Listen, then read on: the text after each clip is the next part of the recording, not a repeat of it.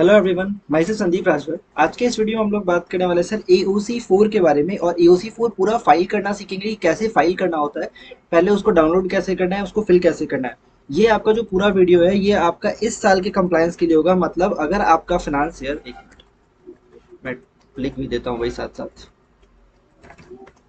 देखो, अगर आप फाइनेंस ईयर 2023-24 इस साल के अंदर है और आप अपना एनुअल रिटर्न कब का फाइल कर रहे हैं, इससे पिछले साल 2022-23 इस साल का आप रिटर्न फाइल कर रहे हैं, तो फिर ये वीडियो आपके लिए है। ठीक है, चाहे आप स्टूडेंट हो, प्रोफेशनल हो, चाहे आप खुद डायरेक्टर हो, चाहे कंपनी के अंदर कोई भी जॉब कर रहे हो, जहां भी हो भाई, आपके लिए ये वीडियो है। ओके, इस वीडियो को कंप्लीट करने से पहले वीडियो को शेयर जरूर कर देना और यार लाइक कर देना। Like is my motivation. ठीक है, सो मेक श्योर आप लाइक कर रहे हो। ओके, एंड आपका कोई भी डाउट है तो आपके पास तीन ऑप्शन है, या तो आप मेरे को कमेंट कर दो, वहां से मैं आपको रिस्पॉन्स कर दूंगा। दूसरा है, नीचे में एक गूगल शीट दिया हुआ है, आप उसको फिलअप कर सकते हो, वहां से भी आपको अपडेट मिल जाए। गूगल का फॉर्म, बेसिकली गूगल फॉर्म दिया हुआ है आपको। अपार्ट फ्रॉम दैट मेरा नंबर डिस्क्रिप्शन में डाला हुआ है, आप मेरे को व्हाट्सअप कर सकते हो। छोटी मोटी इशू है तो आप कभी भी व्हाट्सअप करो, मैं अपडेट कर दूंगा, आपको बता दूंगा वो कैसे करना है। ठीक है, थोड़ा बहुत मैटर अपने ऐसे ही बताते रहते हैं, चिंता मत करो। अब प्लीज़ ये मत पूछना भैया डाउनलोड कैसे करें, मैं लिंक खोल के डाउन कॉपी करके नहीं भेजने वाला, प्लीज़। ठीक है, सबसे पहले आपको चले जाना है अपने एमसीए की वेबसाइट के ऊपर, जो कि बहुत घटिया काम करती है। कोई उपाय नहीं है, ऐसे ही बोलना पड़ता है। एमसीए के साइट में आने के बाद आप इस पर क्लिक करके वेट कर सकते हो, आपको ये पूरा का पूरा ऐसा पैनल खुल जाएगा। कंपनी फॉर्म डाउनलोड्स में जाओ। ठीक है, यहाँ जाने के बाद आप AOC4 देख लो कहाँ है आपका। Right, so this one is your AOC4। ठीक है, अब देखो AOC4 अलग अलग टाइप के भी होते हैं। ठीक है, पिछली बार मैंने सिर्फ एक AOC4 बताया था, और अभी अपने सारा AOC4 नहीं बताएंगे, बिकॉज लिस्टेड विस्टेड वाला AOC4 बताने का कोई मतलब नहीं है। उतने लोग वो सब वीडियो देखने वाले नहीं है। जो मेन प्रॉब्लम आती है वो आपको, अगर AOC4 भरना सीख गया तो बाकी सब आपको ईजिली आ जाएगा। XBRL का मैं प्लान कर रहा हूँ इस बार एक वीडियो डालूं, आप कमेंट करके बताओ इस बार डालना चाहिए XBRL का कि नहीं, वो आपके ऊपर है। सबसे पहले filing of form financial statement AOC4 का दो फॉर्म मिलता है, एक आता है आपका विद इंस्ट्रक्शन, एक आता है without instruction. I always suggest कि आप हमेशा इंस्ट्रक्शन के साथ डाउनलोड करो। और आप हमेशा अगर पुराना फॉर्म भी रखे हो तो देखो, ये वाला पुराना फॉर्म आपका चेंज हो गया है। 22 जनवरी 2023 के बाद ये नया AOC4 का फॉर्म आ गया है। ठीक है, तो मेक श्योर आप हमेशा जब भी डाउनलोड करो, लेटेस्ट डाउनलोड करो।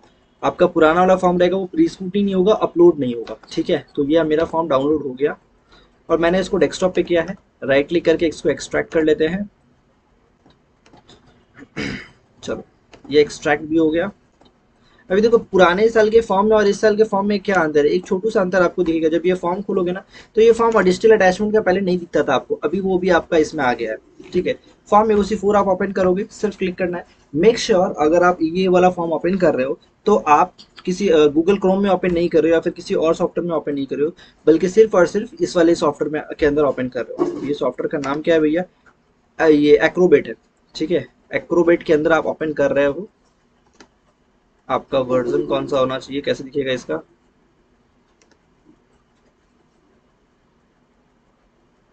अब ये वाला एक्रोबेट है, आई डोंट नो कौन सा वर्जन है, वो आप देख लो। ठीक है, ये आपका AOC4 खुल गया, filing of financial statement and other documents with registrar.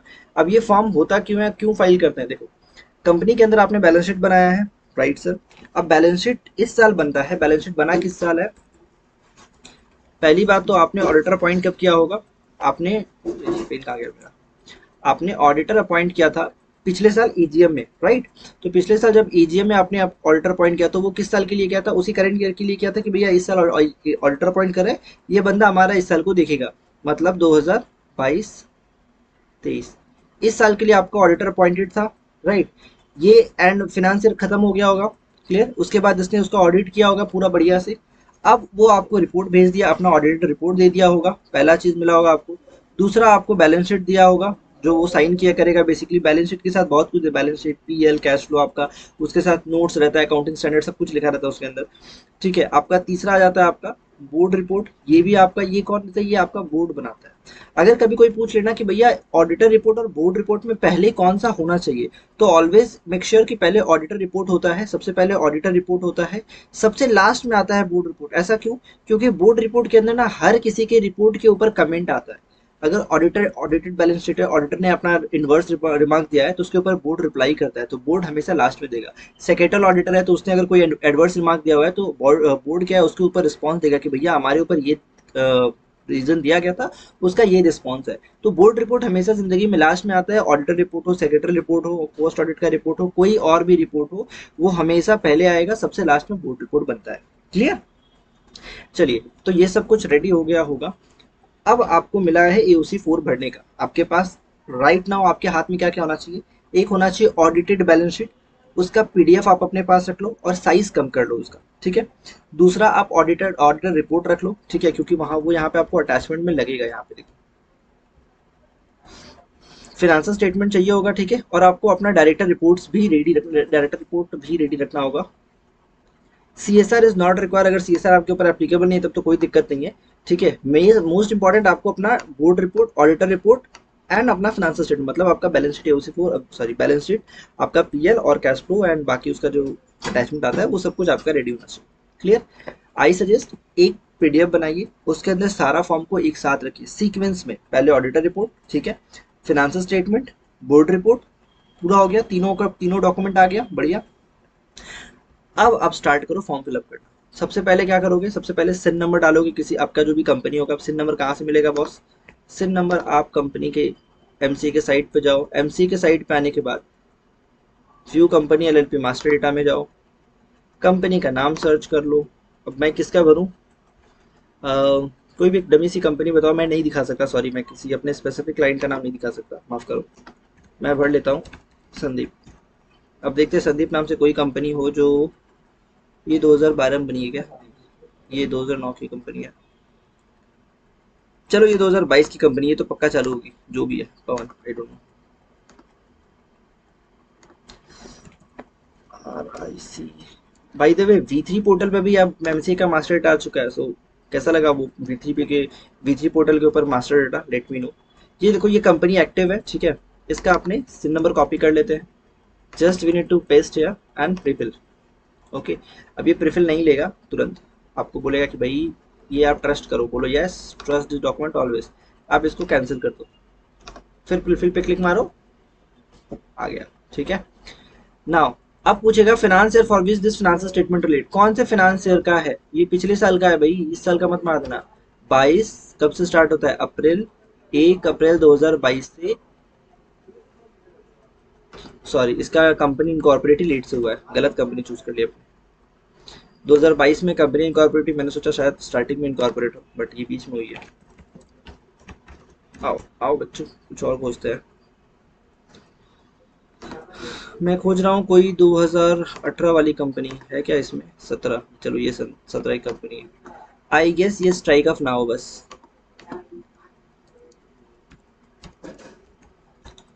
बस स्ट्राइक अप नहीं होना चाहिए भाई, नहीं एक्टिव है, चलो चलो।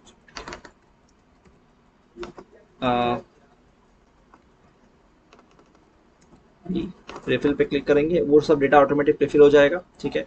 अब ये फाइनेंशियर कब से? 1 अप्रैल से लेकर अप्रैल 1 एंड तक वीडियो देखोगे ना बॉस, आराम से फिल कर लोगे, चिंता मत करो। लेकिन ईमानदारी से देखना होगा, वीडियो फास्ट करके देखे या भगा भगा देखे तो फिर फाइलिंग में भग जाएगा video. Finance service on which dated 1 अप्रैल 2022 से 31 मार्च 2023। Clear? Date of board of directors meeting in which financial statements approve, कौन से बोर्ड मीटिंग के अंदर फाइनेंशियल स्टेटमेंट अप्रूव हुआ है आपका? एकदम कॉन्स्ट, एकदम क्लियर हो जाइए, ये सारा चीज आप एक डेट पे अप्रूव कर सकते हो, कोई दिक्कत नहीं है। तो भाई सारा कुछ आपका एक डेट पे अप्रूव हो सकता है। एनुअल फाइल फिर आप जब आप एओसी 4 भर रहे हो तो ऐसा थोड़ा कि ब्लाइंडली भर दिए, पिछले साल का डेटा उठाए भर दिए, भाई आना तो चाहिए, बेसिक तो पता होना चाहिए कैसे फिलअप हो रहा है, क्या हो रहा है, एकदम क्लियर हो जाओ। कि सबसे पहले क्या होता है? सबसे पहले एक बोर्ड मीटिंग बुलाई जाती है, डायरेक्टर एक नोटिस भेजता है, नोटिस भेजने के बाद बोलता है कि भाई बोर्ड मीटिंग बुला लो। बोर्ड मीटिंग होता है, इस बोर्ड मीटिंग का एजेंडा क्या होता है? भाई फाइनेंशियल स्टेटमेंट का अप्रूवल होता है, ठीक है, ऑडिटर रिपोर्ट का अप्रूवल होता है, बोर्ड रिपोर्ट का अप्रूवल होता है। क्लियर? अब तुम बोलोगे भैया पहले ऑडिट रिपोर्ट आप बोले थे, फिर बोले थे बोर्ड रिपोर्ट अप्रूव हुआ। अरे भाई कमेंट देने में कितना ही मिनट लगता है, एक बोर्ड मीटिंग 4-4 घंटे 5-5 घंटे तक चल सकती है, अच्छी वाली अगर चले तो, डमी वाली की बात नहीं कर रहा।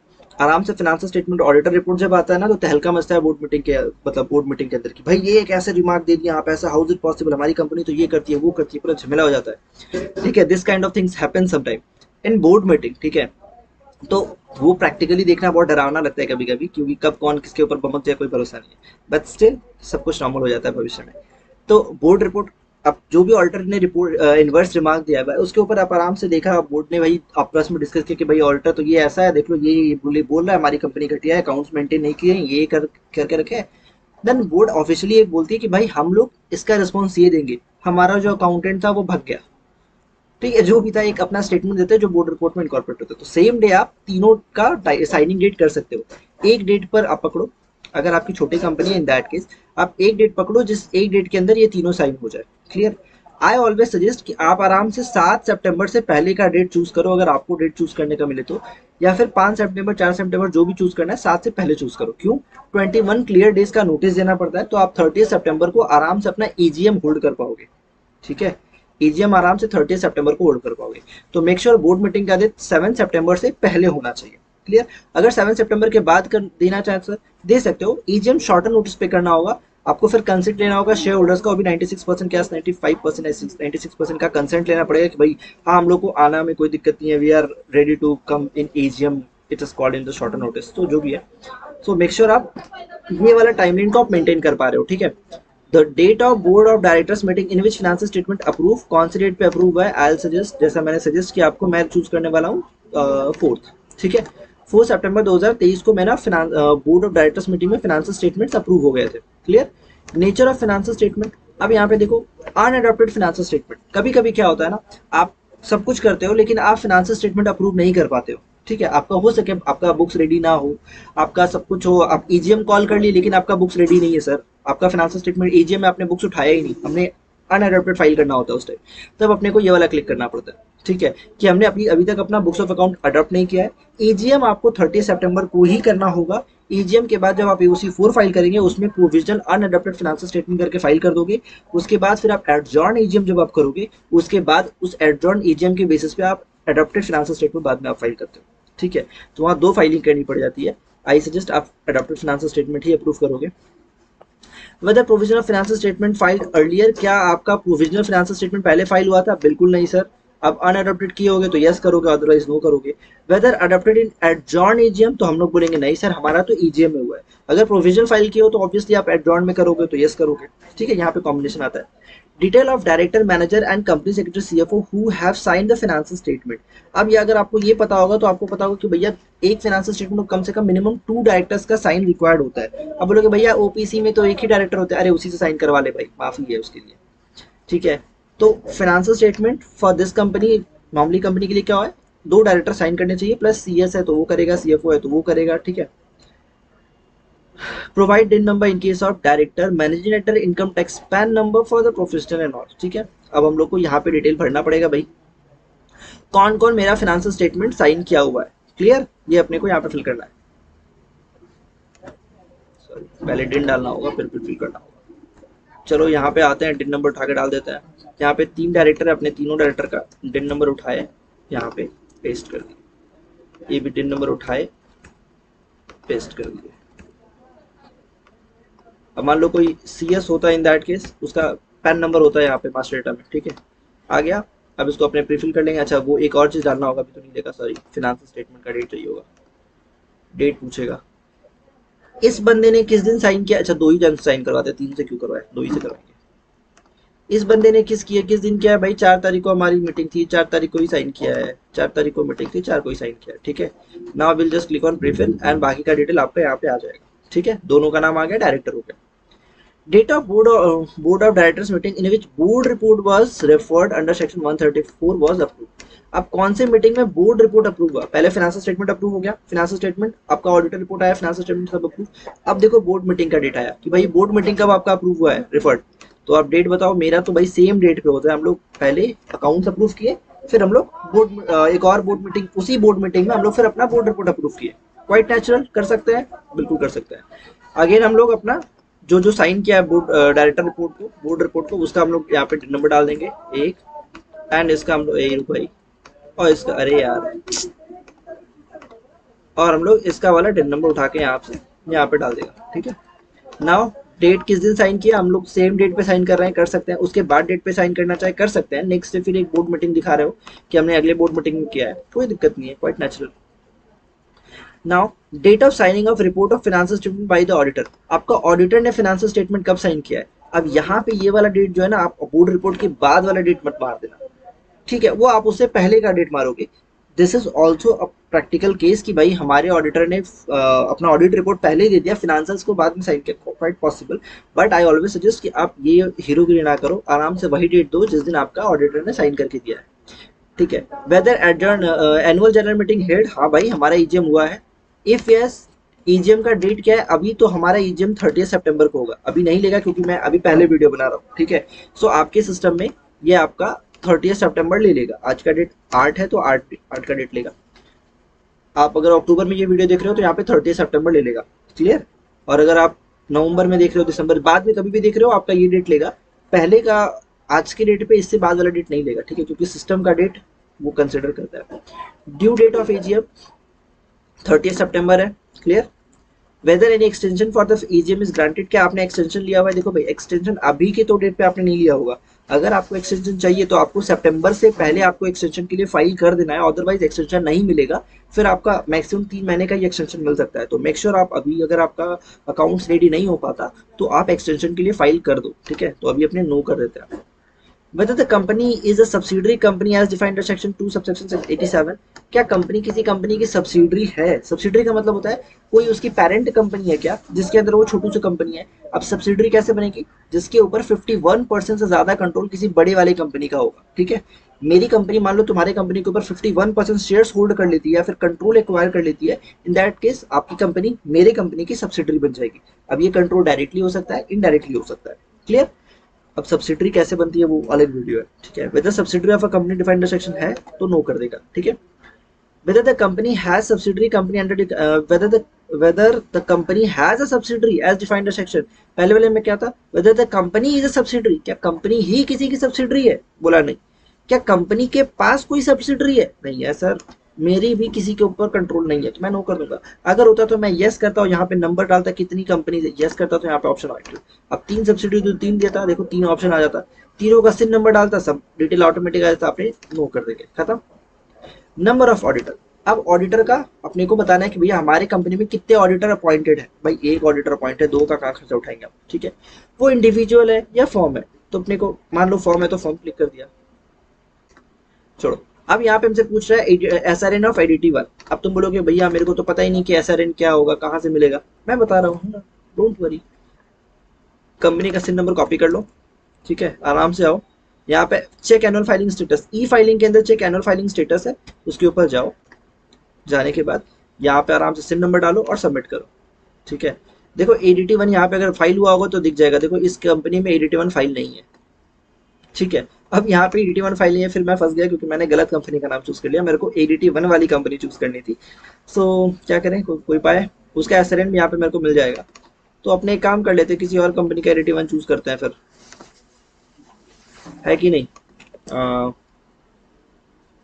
राजा बोलकर कोई कंपनी है क्या? चलो ये वाली पकड़ लेते हैं, एक बार देखते हैं है क्या इसकी।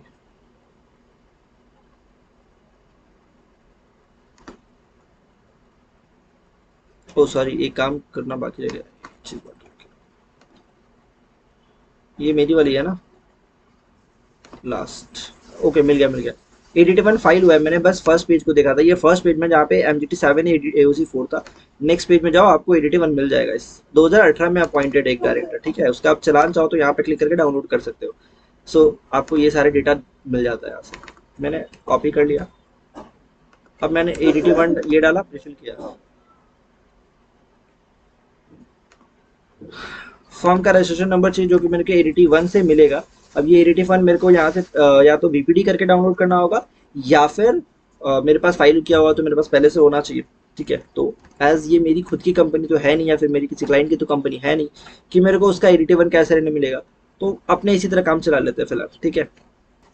चलो फिर मैंने जस्ट अपना एक डमी डाल दिया है, क्योंकि यहाँ पे अगर नहीं डालता हूँ तो मेरे को कुछ ना कुछ डमी डालना होगा, ठीक है। मैंने जस्ट एक डमी डाल दिया आपको डिटेल, ताकि मतलब मैंने प्रीफिल किया है, डोंट वरी। वो डिटेल आ गया, अपने उसको हटा के अपने घटिया वाला डिटेल डाला है, ताकि काम भी हो जाए आपका और मेरा भी बिगड़े ना कुछ, ठीक है। अब भाई मैं किसी का डिटेल डाल दिया ना, तो फिर वो मेरे को पकड़ के बहुत मार मारेगा। तो हिम्मत कैसे हुआ भाई तेरा डालने का detail? Sorry, name of the members, members का नाम जो भी होगा डाल दो, मेंबरशिप नंबर, जो बंदा स्पेसिफिक अलग कोई बंदा है, मान लो फॉर्म की जगह कौन साइन किया है, अगर फॉर्म के केस में जो फॉर्म अपॉइंट होता है, बट फॉर्म तो साइन नहीं करेगा ना, फॉर्म का कोई एक ऑडिटर साइन करेगा, तो उस फॉर्म का नाम आपने ऊपर मेंशन किया हुआ यहाँ पे, ठीक है, name of the audit form. अब उस फॉर्म में कौन बंदा साइन किया है, तो ये बंदा साइन किया है, उसका मेंबरशिप नंबर क्या है, तो उसका मेंबरशिप नंबर मेरे को यहाँ पे डालना रहेगा, हाँ पता है इनमेरिट फॉर्मेट है। Now whether schedule 3 of the companies act is applicable, तो ऑब्वियसली यस एप्लीकेबल करेंगे आप, और जैसे ही करेंगे अब आपको नीचे में दिखेगा पूरा का पूरा बैलेंस शीट खुल जाएगा। यहाँ आप टाइप ऑफ इंडस्ट्री, आपको सिंपल कमर्शियल एंड इंडस्ट्रियल पे क्लिक मारना है, क्योंकि आप बैंकिंग, इंश्योरेंस, पावर और या फिर एनबीएफसी के ऊपर नहीं है, तो यहाँ पे आ गया। In note, in case of industry in other than banking, ये वाली company consolidated financial statement is required. अब देखो कंसोलिडेटेड किसके लिए रिक्वायर्ड है ना, जिसकी कोई सब्सिडरी है, कोई एसोसिएट है, कुछ तो है, तो उसके लिए कंसोलिडेटेड चाहिए होती है, अदरवाइज नहीं चाहिए होती है। तो अगर आप छोटी मोटी कंपनियां कर रहे हो तो फिर ये अपनी सिंपल सा नो कर देना है, ठीक है। जब भी मेरी कोई सब्सिडरी कंपनी होगी ना, या फिर मेरी कोई एसोसिएट कंपनी होगी ना, देन मेरे को कंसोलिडेटेड फाइनेंशियल स्टेटमेंट भरना होगा। एक स्टैंड अलोन जाएगा जिसमें मेरा डिटेल्स आता है, एक कंसोलिडेटेड जाएगा जिसमें मेरे और मेरे सब्सिडरीज जितने भी रहेंगे, मेरे जितने एसोसिएट्स हैं, सबका डिटेल्स मेरे को वहां पे डालना पड़ेगा, ठीक है। मतलब the company is maintaining books of account in the electronic form, आप यहाँ पे नो करोगे एज यूजल। अब बोलोगे नो क्यों करना है सर, मैं तो टैली में डेटा रिकॉर्ड करता हूँ। अरे भाई मेरे लाल सुनो, यहाँ पे जैसे ही आप यस करोगे ना, आपको फिर पूरा का पूरा आईपी एड्रेस पूरा डिटेल देना पड़ेगा कि भैया जो आप डेटा मेंटेन करते हो, स्टोर करते हो, कहाँ पे रहता है वो, कंप्यूटर कहाँ रखते हो। सिंपल नो करो भैया, हम सारा कुछ रखते हैं बट प्रिंट करके रख लेते हैं। क्लियर, छोटू कंपनी है, कोई दिक्कत नहीं है। नेक्स्ट, अब भाई तुम मे रखना चाहो तो कर सकते हो, कोई दिक्कत नहीं, यस करके यहाँ पे आप अपने ही ऑफिस का एड्रेस डाल दो, ठीक है, कोई रोक टोक नहीं है। Complete postal address of a place, maintenance of computer servers storing accounting data. जैसे अभी क्या होता है ना, अभी आप व्यापार ऐप यूज करते हो, जोहो यूज करते हो, तो आप पूरा का पूरा डेटा को आप क्लाउड में शिफ्ट कर देते हो, ठीक है। अब ये मत बोलना सर क्लाउड में दिखता नहीं है, इतने बेसिक सेंस है आपके पास, क्लाउड में पूरा का पूरा डेटा आप शिफ्ट कर देते हैं, बट अल्टीमेट थिंग इज वो कुछ क्लाउड में होता नहीं है, वो कहीं ना कहीं ढेर सारे हार्ड ड्राइव्स बना के रखे गए हैं, कहीं ना कहीं अलग अलग जगहों पे ना बहुत सारे डेटा बैंक्स बना होते हैं, कि वहां पे आप उसका अपना कंप्यूटर का डेटा उस जगह पे जाके उनके कंप्यूटर में स्टोर होता है, ठीक है, किसी ना किसी फिजिकल लोकेशन पे वो डेटा स्टोर होता है, ठीक है। तो वहां से आप एक्सेस कर पाते हो। तो पॉइंट इज वो जो डेटा स्टोर हुआ है ना, उस जगह का आपसे पूछेगा कि वो जगह कहाँ पे, जहाँ पे आप स्टोर करके रखते हो, तो वो आपको एड्रेस जानना पड़ता है, ठीक है। तो आप अपने सिंपल सा नो करो, आगे बढ़ो, जय भोलेनाथ। नाउ नेक्स्ट इज, क्योंकि आप अपना बैकअप अपने सिस्टम में रख रहे हो, कोई दिक्कत नहीं, चलेगा। अब यहाँ पे equity and liability, shares capital, ये आपको पूरा का पूरा बैलेंस शीट से मिल जाने वाला है। Equity and liability, share capital कितना है आपका, रिजर्व एंड सरप्लस क्या है, money receive against share warrant, share application money pending for allotment. ये वाला अगर ऑप्शन आप कुछ भी डाल रहे हो ना, तो मैं सिर्फ वार्निंग वाला पॉइंट्स बता दूंगा अभी आपको। अगर यहाँ पे कोई भी अमाउंट डाले हो तो एकदम क्लियर, क्रिस्टल क्लियर हो जाना, आपको नोटिस आएंगे, ठीक है। Share application money pending for allotment, जैसे ही आप डालते हो ना, वो पूछेगा आपसे, वो चेक करेगा कि भैया इसका क्या कोई ऐसा मैटर स्टार्ट हुआ है। ये तभी पिंग करेगा ना जब आपका राइट इशू बीच में अटका हुआ था।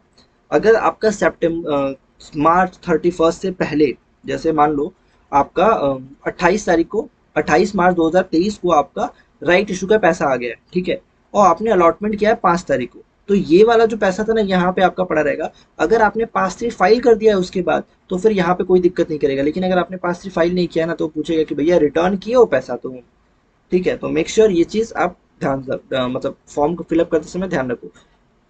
नेक्स्ट, ये वैसे आपकी कंपनी में होने के चांसेस बहुत कम है, sorry, share application money pending for allotment होने के चांसेस बहुत कम है, ठीक है। नाउ ये सब आपको पूरा का पूरा as it is balance sheet के अंदर मिल जाएगा। मेक श्योर आप ये जो पूरा डिटेल भरते हो ना, एकदम एक्यूरेट भरो, और पूरा का पूरा फिगर देखो, figures at the end of the current reporting financial, पूरा का पूरा आपको फिगर्स डालना, ये नहीं कि सर राउंड ऑफ कर दे रहे हैं हर चीज को, नहीं, एज इट इज डालना है, ठीक है। और पूरा का पूरा अमाउंट इंडियन रुपीज के अंदर डालना है, तो डॉलर में मत डाल देना बैठे बैठे।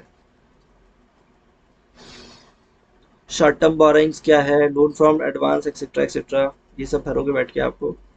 डिटेल्स ऑफ ट्रेड रिसीवेबल, ये आपको पूरा का पूरा बैलेंस शीट के अंदर मिल जाएगा। अगर आपको नहीं मिलता है, इन दैट केस आप अकाउंटिंग डिपार्टमेंट से बोल सकते हो कि भाई मेरे को अकाउंट्स प्रोवाइड करो कि कितना क्या डिटेल है क्या नहीं है, ठीक है। अगर आपका ऑडिटर शेड्यूल 3 भाई पता होगा, मेरे को भरोसा है उसके ऊपर, ठीक है, तो वो आपको ये सब डेटा प्रोवाइड किया होगा, एज इट इज आपको मिलेगा बैलेंस शीट, सिर्फ आपको देखना है और बटन दबा देना है, क्लियर, नथिंग ग्रेट, ठीक है।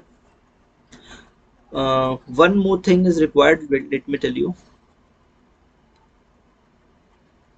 Loans and advance from related parties, यहाँ पे क्या होता है ना, कभी कभी आप डायरेक्टर से लोन लेके बैठे रहते हो, सो आपको मेक श्योर जब आप डीपीटी 3 फिलअप करते हो ना, तो आप ऑडिटेड डेटा डालते हो। लेकिन पॉइंट इसकी सर, जब मैं ऑडिट एडीटी 3 भरता हूँ वहाँ अनऑडिटेड रहता है, और मैं एओसी 4 में डेटा चेंज हो गया तो ADT sorry DPT 3 not ADT 3, DPT 3 जब आप फिलअप किए होगे तो उसमें आपने डाला होगा 5 लाख रुपया डायरेक्टर से लोन लिया था, और मान लो इस बैलेंस शीट में 6 लाख रुपया दिखा दिए तो कुछ नहीं होगा। आपको एक हो सके तो नोटिस है, उसके अंदर आपको रिस्पॉन्स करना है कि भाई मेरे को बैलेंस शीट बनाने का जो लास्ट टाइम था ना, लास्ट डेट था, वो मेरे को आराम से सितंबर के एंड तक था। आपका डीपीटी 3 भरने का जो टाइम था ना, वो मेरे को जून था, हार्डली जुलाई तक खींचा गया था। बट मैंने अपने ऑडिटर से बोला कि भैया मेरे को मेरा डीपीटी 3 का डेटा दे दो, उसने अपने एंड से ऑडिट करके मेरे को डीपीटी 3 का डेटा दिया। अभी जब हम फाइनलाइज करने अपना बुक्स को फाइनलाइज किए, तो हमको पता चला नहीं सर वो 5 लाख नहीं बल्कि 6 लाख था। It was not our fault, बल्कि सिस्टम के वजह से, जो लॉ के लूप होल्स की वजह से हम लोग अपना ऑडिटेड नहीं दे पाए। अब 30 सितंबर के बाद डीपीटी 3 का अगर डेटा मानते तो हम लोग 6 लाख ही देते। बस इतना ही सा रिस्पॉन्स करना है, उसको इंग्लिश में बढ़िया लैंग्वेज में लिख लेना। चांसेस बहुत कम है डीपीटी के ऊपर रिस्पॉन्स आने का, बहुत कम, 99.99% चांसेस है कि नहीं आएगा।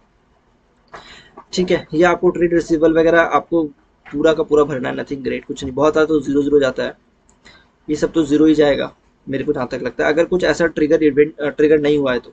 Details related to the cost record of the cost audit, अब कॉस्ट ऑडिट एप्लीकेबल है कि नहीं, बड़ी बड़ी कंपनियों के ऊपर होता है, ऐसे तो छोटे वाले के ऊपर एप्लीकेबल नहीं होता है। पूरा का पूरा पीरियड डालोगे आप, प्रॉफिट एंड लॉस अकाउंट उठा के भर दो as it is, nothing great. ठीक है, अब इसमें डेटा देखना है और फिलअप करना है। ठीक है, details related to the principal product और services of the company. Principal product मतलब कंपनी कितने प्रोडक्ट्स और सर्विसेज के अंदर डील करती है। अब तुम बोलोगे सर मेरी कंपनी कॉपी बनाती है, पेन बनाती है, सर कॉपी तो बना रही है, कॉपी का कवर भी बनाती है, तो कवर भी एक सर प्रोडक्ट हो गया क्या। सर पेज बनाती है, इंक भी बनाती है, तो इंक भी एक सर्विस हो गया क्या। नहीं, आपको पूरा का पूरा एक ग्रुप में कंसिडर करना है कि भैया अगर हम कॉपी बना रहे हैं तो पूरा का पूरा कॉपी एक साथ कंसिडर करेंगे। ठीक है, पेन बना रहे तो पूरा का पूरा एक साथ कंसिडर करेंगे, उसके हर एक छोटे छोटे यूनिट को आपको काउंट नहीं करना है। आपको फाइनल आउटपुट बताना है कि भाई हम लोग इतनी चीजों में डील करते हैं। सपोज आप 2 चीजों में डील करते हो तो 2 लिखोगे, यहाँ पे 2 डब्बा आ जाएगा। ठीक है,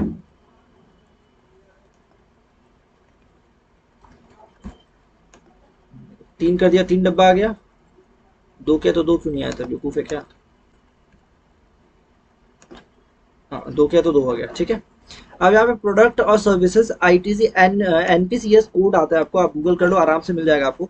वहां पे कोड पे जाके आपको सर्च करना है कौन सा कोड आपका एप्लीकेबल है, वो कोड डालना है आपके, उसके अंदर स्पेसिफिक एनपीसीएस का 8 डिजिट का कोड आएगा जो आपका स्पेसिफिक बता देगा कितना टर्नओवर था, क्या था।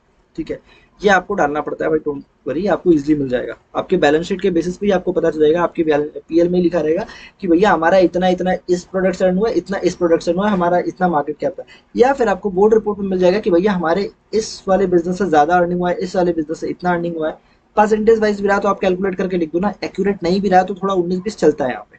ठीक है, क्योंकि कॉस्ट ऑडिट आपके ऊपर एप्लीकेबल नहीं है और आपने यहाँ पे नो किया है, दैट्स वाई आप यहाँ पे जो डेटा डाल रहे हो ना, एग्जैक्ट एक्यूरेट होने के चांसेस कम हो जाते हैं। कॉस्ट ऑडिट एप्लीकेबल करते हो तो ये डेटा आपको एकदम एग्जैक्ट होना चाहिए, क्योंकि आप ऑडिटेड डाल रहे हो। ठीक है, सीएसआर आपके ऊपर एप्लीकेबल है कि नहीं, तो आप यहाँ पे नो करोगे, क्योंकि सीएसआर कब एप्लीकेबल होती है, जब आपका प्रॉफिट 5 करोड़ से ज्यादा हो रहा है। ठीक है, या फिर आपका टर्नओवर 1000 करोड़ या नेटवर्थ 500 करोड़ क्रॉस कर रहा है इन लास्ट 3 प्रीसीडिंग फाइनेंशियल, तो फिर आपको अपना सीएसआर करना पड़ता है।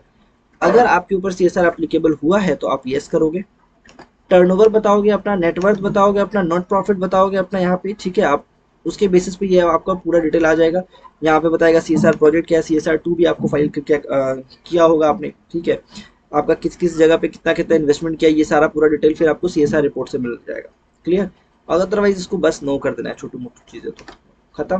क्लियर, आगे बढ़ते हैं। एवरेज ये सब तो आपको फिर आपको फिलअप करने का कोई मतलब ही नहीं है, आएगा नहीं। ठीक है, nothing. Now disclosure about related party transaction. अब आपका रिलेटेड पार्टी ट्रांजेक्शन कितना हुआ है, देखो छोटी कंपनी या फिर बाबू कंपनी में दिक्कत होता है, क्योंकि क्या मिलता है ना, आपको रिलेटेड पार्टी ट्रांजेक्शन का पूरा डिटेल मिलता ही नहीं है।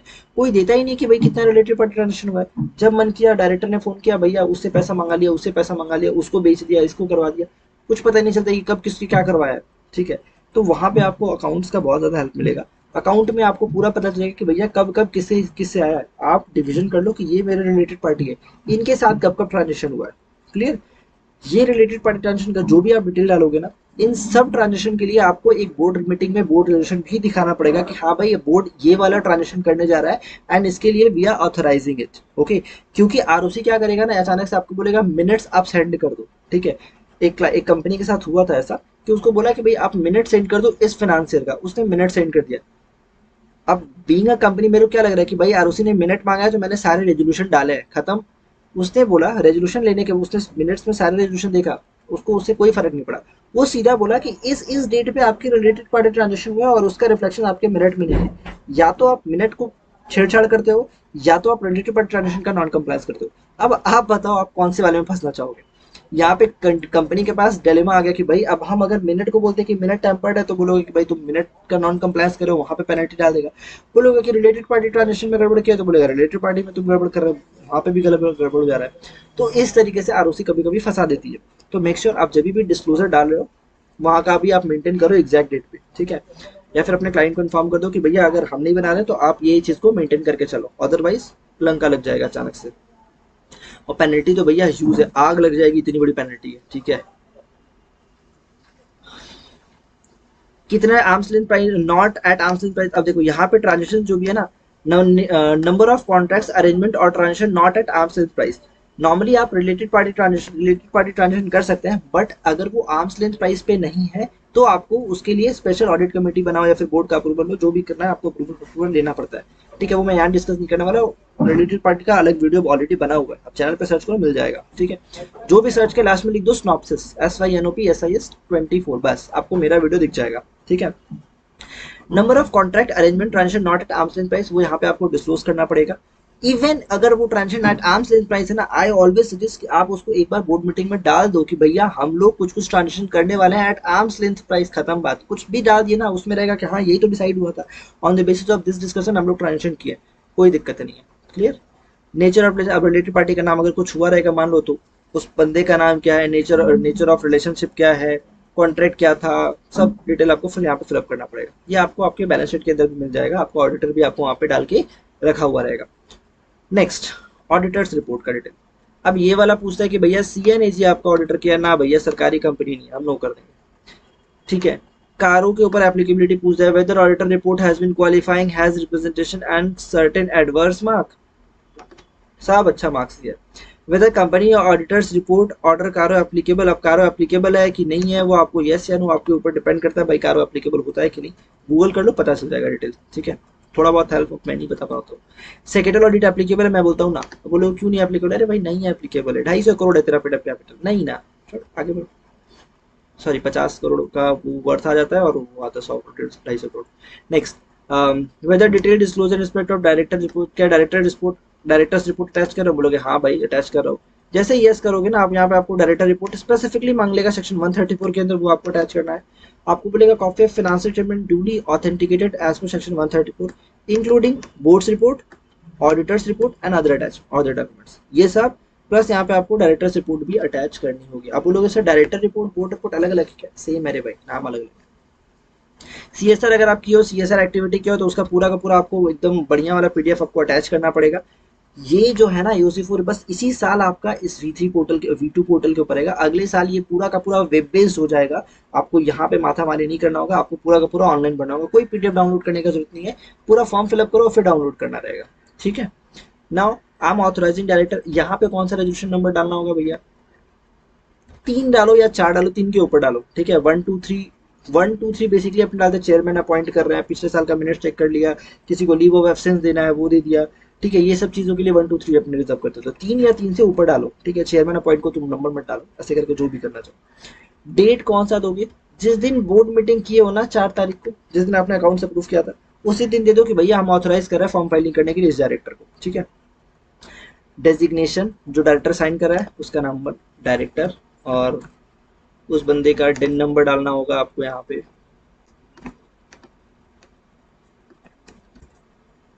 ये लो डिन नंबर डाल दिया। ठीक है, अब यहाँ पे जो आपका PCS होगा, जो भी प्रोफेशन चाहे वो CA हो, CS हो, CMA हो, जो भी बंदा हो उसका आप यहाँ पे चूज कर लो। जैसे चार्टर्ड अकाउंटेंट है तो चार्टर्ड अकाउंटेंट, एसोसिएट अपने फेलो है तो फेलो कर दिया, मेंबरशिप नंबर जो भी अपने वहाँ पे डाल दिया। ठीक है, अगर कोई इसे कंपनी सेक्रेटरी तो कंपनी सेक्रेटरी कर दिया, अपने यहाँ फेलो करें तो फेलो कर दिया, जो भी आपका है वो डेटा डाल के चेक फॉर्म करो।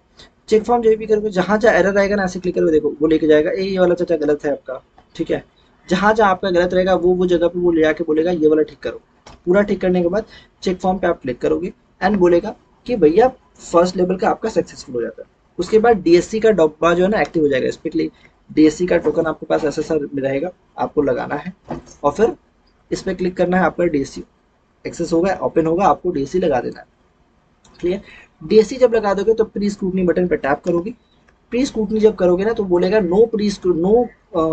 Pre scrutiny error has been arises, या फिर ऐसा कुछ बोलता है कि प्री स्क्रूटनी का कोई एरर नहीं मिला है। That case you are good to go, आपका फॉर्म पूरा का पूरा सबमिट हो चुका है। सेव कर लो। अब इसको आप कैसे करोगे, एमसीए में जाके V2 में लॉगिन करोगे। मैं लॉगिन नहीं करूंगा, छोड़ो। लॉगिन करोगे, वहाँ पे अपलोड ही फॉर्म का ऑप्शन आता है, क्लिक करोगे, अब इस फॉर्म को अपलोड करोगे एंड बाकी का डेटा ऑटोमेटिक ले लेगा, आपको पेमेंट करना रहेगा। दैट्स इट, ठीक है। पेमेंट या आप क्रेडिट कार्ड से करो, नेट बैंकिंग से करो, debit card UPI not allowed in V2 portal, ठीक है। सो आई थिंक ये कुछ 35 मिनट का वीडियो बनाया जिसके अंदर मैंने आपको पूरा का पूरा AOC4 फिलअप करना सिखा दिया है, ठीक है। इसके अलावा आप जो अब बोलो कि भाई बैलेंस शीट में तो आपने बताया नहीं क्या क्या भरना है, वो मैं नहीं बता सकता क्योंकि हर किसी का, जो हर ऑडिटर देता है ना आपको, बोर्ड ऑडिटेड रिपोर्ट देता है ना, आप बनाते हो, तो सबका थोड़ा 19-20 का फॉर्मेट रहता है। कुछ लोग कुछ कहीं और डाल दिए, कुछ कहीं और डाल दिए, तो कुछ थोड़ा 19-20 रहता है सर, कितना भी कुछ कर लो, तो वो मैं एग्जैक्ट नहीं बता पाऊंगा, ठीक है। अगर कहीं कोई डाउट होता है तो आप मेरे को व्हाट्सअप करके पूछ सकते हो, या फिर गूगल फॉर्म है वहाँ से आप पूछ सकते हो, अपने वहाँ से आप आपको अपडेट कर देंगे, ठीक है। आई थिंक सब कुछ क्लियर हो गया है। कम से कम वीडियो को एक लाइक तो करके जाओ, ठीक है। एंड वीडियो को शेयर करो अपने सभी फ्रेंड्स के साथ, जो भी आपके प्रोफेशनल है, आपके जान पहचान के, उनके साथ शेयर कर लो। जो भी आपकी डायरेक्टर हैं, जो भी आप अगर स्टूडेंट हो, कोई किसी डायरेक्टर को जानते हो, उसके साथ शेयर कर लो कि भैया AOC4 भर लो, ऐसे भरे जाते हैं, ठीक है। आप AOC4 आराम से फिलअप कर पाओगे। आपका कोई डाउट रहे तो फिर अपने सॉल्व करेंगे। तो चलो मिलते हैं नेक्स्ट वीडियो में। जय हिंद। MGT7 81 बाकी सबका वीडियो धीरे धीरे आपको इस साल के लिए भी अपलोड कर देंगे, सो आपका कोई भी फाइलिंग में डिले ना जाए। एक चीज़ बाकी रह गया, AOC4 फिलअप करने का लास्ट डेट जो है ना 30 अक्टूबर 2023 है। इससे पहले आपको फाइल कर लेना है अगर आप अपना एनुअल जनरल मीटिंग 30 सितंबर 2023 को दिखाएंगे तो, ठीक है। चलो बाय बाय।